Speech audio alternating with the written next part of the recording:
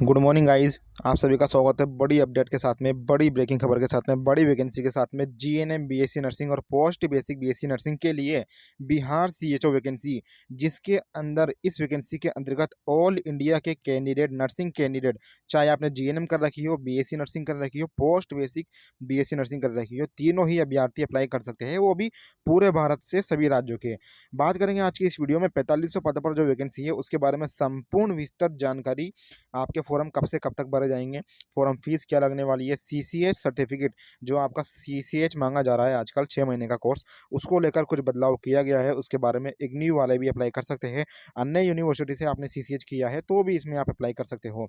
परीक्षा तिथि के बारे में, सिलेबस के बारे में, योग्यता क्या क्या रहने वाली है, आयु के बारे में, सिलेक्शन प्रोसेसर, चयन प्रक्रिया क्या रहने वाली है, सैलरी आपकी, पद और वर्गीकरण के बारे में बात करेंगे, कैटेगरी वाइज रिजर्वेशन और ओरिजेंटल रिजर्वेशन के बारे में। तो वीडियो को एंड तक देखना, संपूर्ण चीज़ें आपको इस वीडियो में हम बताने वाले हैं।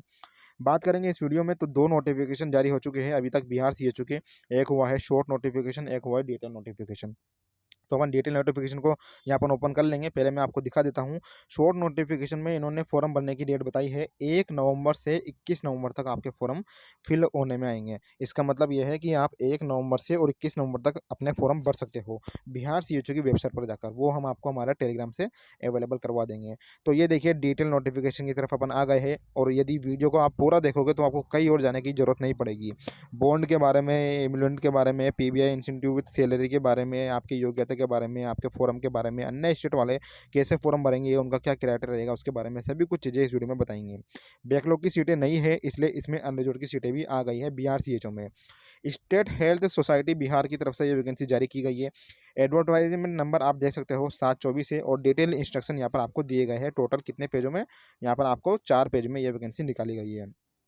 बैकग्राउंड के बारे में बात करेंगे तो बैकग्राउंड में इन्होंने बताया है कि आपको पोस्टिंग बिहार राज्य के अंदर मिलेगी, जिलों के अंदर आयुष्मान भारत के तहत जो भी सब हेल्थ सेंटर है उसके अंदर, एडिशनल प्राइमरी सेंटर के अंदर, हेल्थ एंड वेलनेस सेंटर के अंतर्गत आपको यहाँ पर ज्वाइनिंग मिलने वाली है। इन्हीं स्थानों पर आपको ज्वाइनिंग मिलेगी, गाँव के अंदर, जिलों के अंदर। दूसरी बात इन्होंने बताया है, जब आप फॉर एग्जाम देने जाओगे इस वैकेंसी का तो आपको बिहार ही जाना पड़ेगा। बिहार के कुछ जिलों में ये वैकेंसी आयोजित की जाएगी। अब देखिए इसमें एलिजिबिलिटी क्राइटेरिया देख लेते हैं, जो कि सबसे मेन चीज़ है दोस्तों। जीएनएम अभ्यर्थी, बीएससी नर्सिंग अभ्यर्थी, पोस्ट बेसिक बीएससी नर्सिंग अभ्यर्थी इस वैकेंसी के अंदर अप्लाई कर सकते हैं। और दूसरी बड़ी बात यह है कि आपने सीसीएच का सर्टिफिकेट कर रखा है अन्य यूनिवर्सिटियों से, तो उनके लिए यहाँ पर क्या क्राइटेरिया दे रखा है वो देखिए। इसमें पहली शर्त यह है, जिन अभ्यर्थियों ने बीएससी नर्सिंग कर रखी है 2020 के बाद वाले पास आउट, 2020 के बाद जो अभ्यर्थी पास आउट है और जिन्होंने बीएससी नर्सिंग कर रखी है और उनके पास 6 मंथ का सर्टिफिकेट है सीसीएच का, तो इस वैकेंसी में अप्लाई आप कर सकते हो।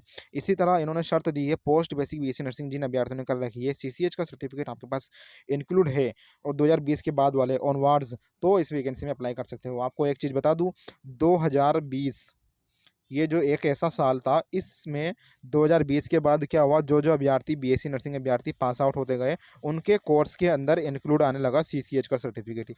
मतलब उनको अलग से नहीं करना पड़ता था, जब वो डिग्री कर लेते थे अपनी तो उसी के साथ में इनको इंक्लूडेड मिल जाता था सीसीएच का। 2020 के पहले वालों के पास सीसीएच नहीं है, तो इनको अलग से करना पड़ रहा है अन्य यूनिवर्सिटियों से सीएचओ की वैकेंसी के लिए। ठीक है। काफ़ी लोगों के सवाल होते हैं, सर सीसीएच क्या है? सीसीएच भैया एक 6 मंथ का कोर्स होता है, 6 महीने का कोर्स।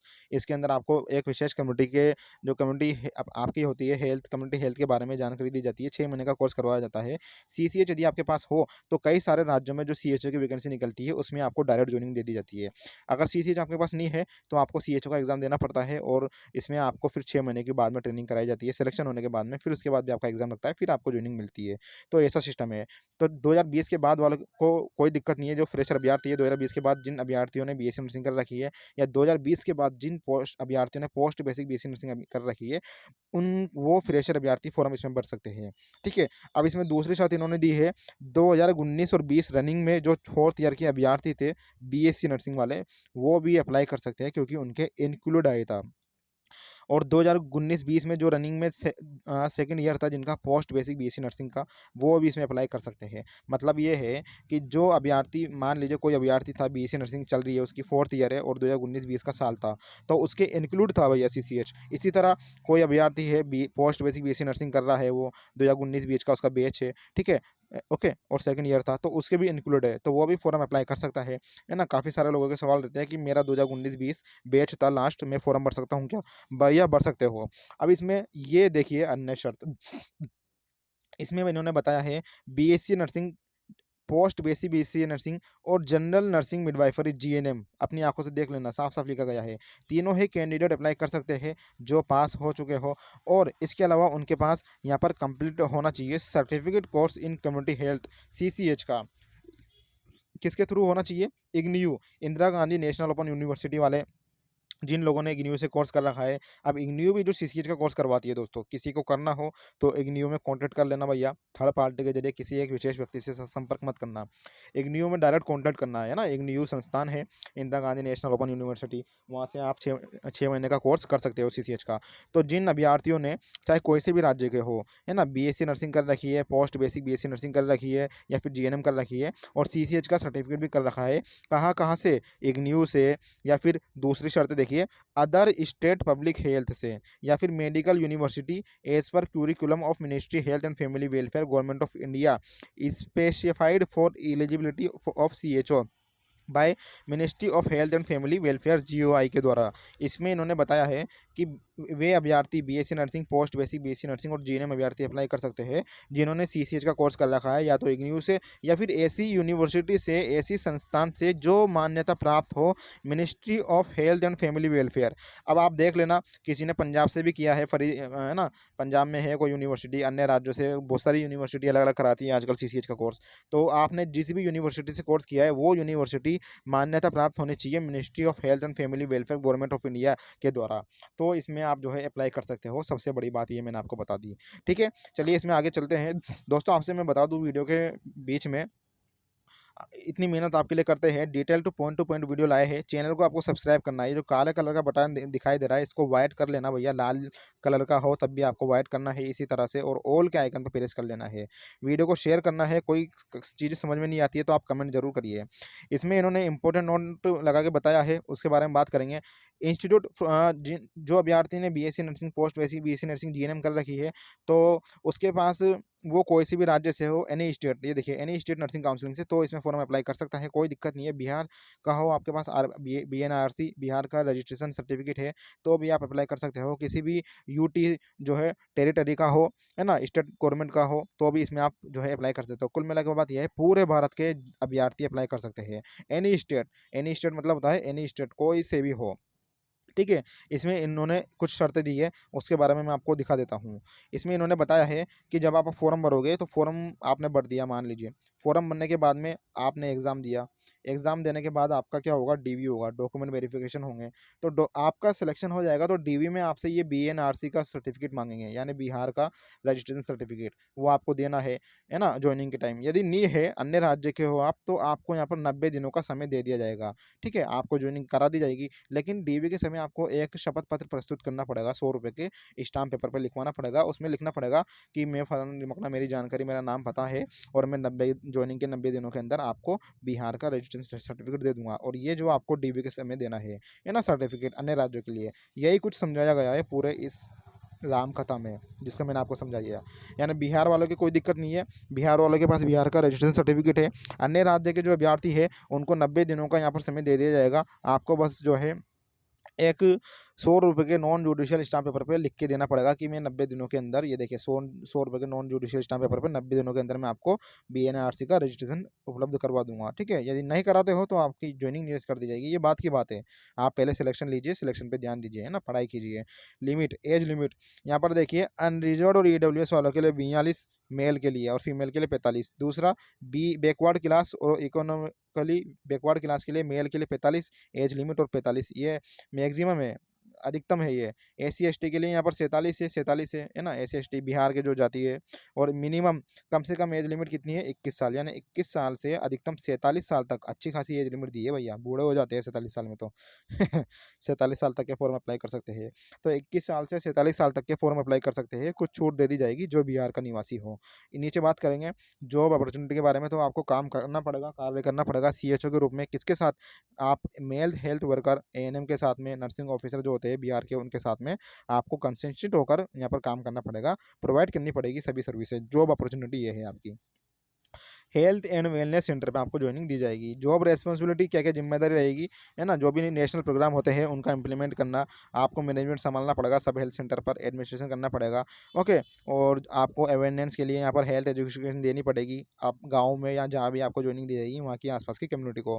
प्रिवेंटिव, प्रमोटिव और क्यूरेटिव केयर देना पड़ेगा। आइडेंटिफिकेशन ऑफ डेंजर साइन, जो भी खतरनाक चीज़ होते हैं, खतरनाक चीज़ें होती है, डेंजर जो चीज़ें होती है, उसके बारे में आपको आइडेंटिफिकेशन देना पड़ेगा, समझाना पड़ेगा गाँव वालों को। बायोमेडिकल वेस्ट के बारे में आपको समझाना पड़ेगा, गाइडेंस देनी पड़ेगी, इन्फेक्शन कंट्रोल करना पड़ेगा, उसके बारे में आपको पॉलिसी बनानी होगी। Supervision of health worker of maternal health and child family planning in nutrition, इन सब के बारे में आपको गाँव वालों को या अपने कम्युनिटी को, जो है जहाँ पे आपकी जोइनिंग रहेगी वहाँ के आसपास की कम्युनिटी को आपको जागृत करना पड़ेगा। सिलेक्शन क्राइटेरिया, CBT एग्जाम रहने वाला है। CBT कंप्यूटर बेस्ड टेस्ट, यानी कंप्यूटर पे बैठ जाना भैया, जाकर आपको एग्जाम देना है, कंप्यूटर पे आपको एग्जाम देना पड़ेगा, पेपर एग्जाम लगने वाला है। इसमें देखिए सिलेक्शन ऑफ कैंडिडेट, इसमें 30% मिनिमम क्वालिफाई मार्क्स आपको लाने हैं CBT में, मतलब 100 नंबर का यदि पेपर रहेगा तो 30 नंबर तो आपको लाने ही पड़ेंगे, तब जाकर आप क्वालिफाई होंगे। ठीक है, सिलेक्शन के लिए आपको ज़्यादा लाना है, उसके बारे में मैं आपको बता देता हूँ। इसमें candidate qualify the CBT test will be called in to the ratio 1/2, यानी दुगुना अभ्यर्थियों को डॉक्यूमेंट वेरिफिकेशन के लिए बुलवाया जाएगा। अब इसमें आगे देखिए, इसमें इन्होंने बताया है आपको जो डॉक्यूमेंट्स है वो लेके जाने हैं, कौन कौन से, 10th की मार्कशीट, 12th की मार्कशीट, 2 फोटो साइज के फ़ोटो, आधार कार्ड, ये सभी आपको डॉक्यूमेंट वेरिफिकेशन के समय लेके जाने हैं जब आपका सिलेक्शन हो जाएगा। इसलिए आप पहले एग्जाम पे ध्यान दीजिए ना। ये नर्सिंग की मार्कशीटें है, बिहार का आपके पास सर्टिफिकेट होना जरूरी है, बिहार का नहीं है तो 90 रुपये का 90 दिन में आप प्रोवाइड करवाओगे ना, तो नॉन जुडिशियल स्टाम्प पेपर 100 रुपये का आपको यहाँ पर इनको देना पड़ेगा। तो ये सभी चीज़ें है ना, ये बात की बातें हैं। चलिए नीचे चलते हैं और अन्य चीज़ों के बारे में बात करते हैं। जब आप एग्ज़ाम देने जाओगे तो कोई भी आपको ट्रेवलिंग अलाउंस TA DA नहीं दिया जाएगा, और ये आपको वेबसाइट दे दी गई है, यहाँ पे जाके आपको अप्लाई करना है। मैं आपको ओपन करके बता देता हूँ, https://bihar.government.in पर। चलिए और बात करेंगे इस वैकेंसी के बारे में। तो इसमें देखिए, इसमें इन्होंने बताया है सैलरी के बारे में देख लेते हैं। तो सैलरी देखिए, इसमें इन्होंने सैलरी के बारे में बताई है। CHO की जो सैलरी रहने वाली है बिहार के अंदर वो 40,000 है, बहुत शानदार सैलरी है वो दोस्तों। 32,000 आपको सैलरी मिलेगी फिक्स्ड, है ना, और 8,000 इसमें आपको PVI मिलेगा, परफॉर्मेंस बेस्ड इंसेंटिव, यानी टोटल आपकी सैलरी कितनी हो गई बिहार में 40,000, 32,000 सैलरी प्लस 8,000 इंसेंटिव, ये हो गई 40 बिहार के अंदर।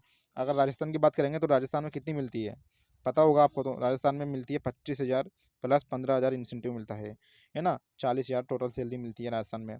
और यूपी की बात करेंगे तो यूपी में भी आपको 25,000 सैलरी और 10,000 इंसेंटिव, तो टोटल कितनी हो गई 35,000 मिलती है। तो इंसेंटिव जितना कम होगा उतना फ़ायदा है, क्योंकि इंसेंटिव इतनी आसानी से नहीं मिलता। इंसेंटिव पाने के लिए परफॉर्मेंस बेस्ड आपको परफॉर्मेंस दिखानी पड़ती है, एक्स्ट्रा काम करना पड़ता है।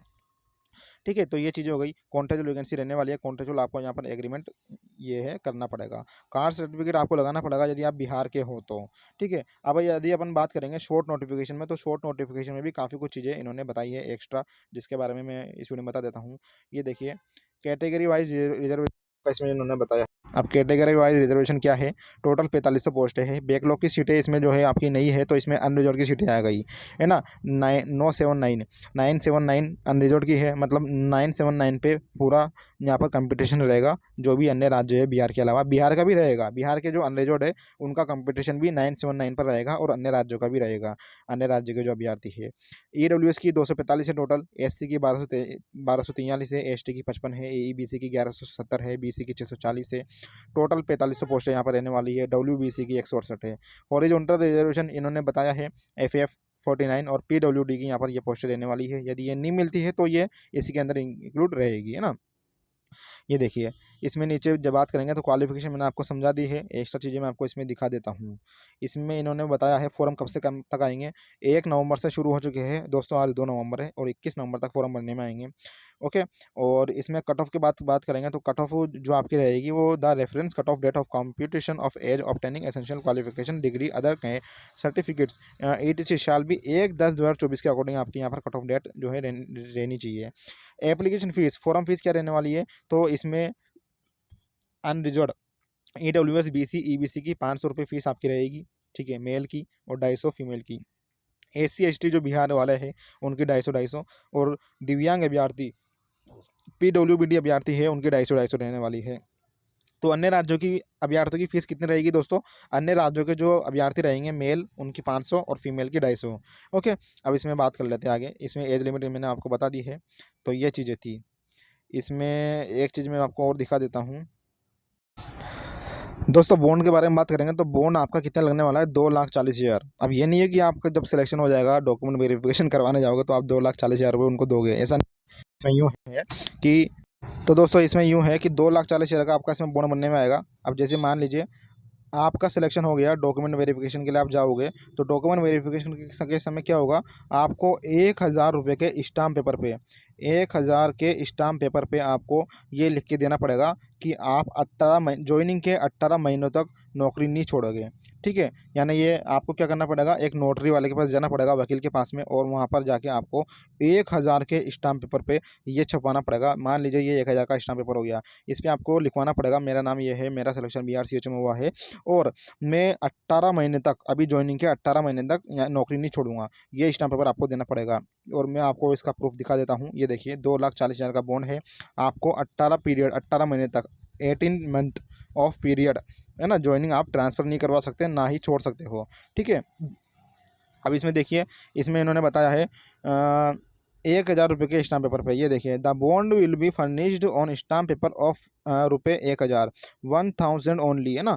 1,000 रुपये के स्टाम्प पेपर पे आपको यहाँ पर बॉन्ड बनना पड़ेगा। ये चीज़ें इसमें इंपॉर्टेंट रहने वाली है। तो ये बात की बात है, आप पहले सिलेक्शन ले लीजिए, सैलरी अच्छी खासी मिल रही है इसमें,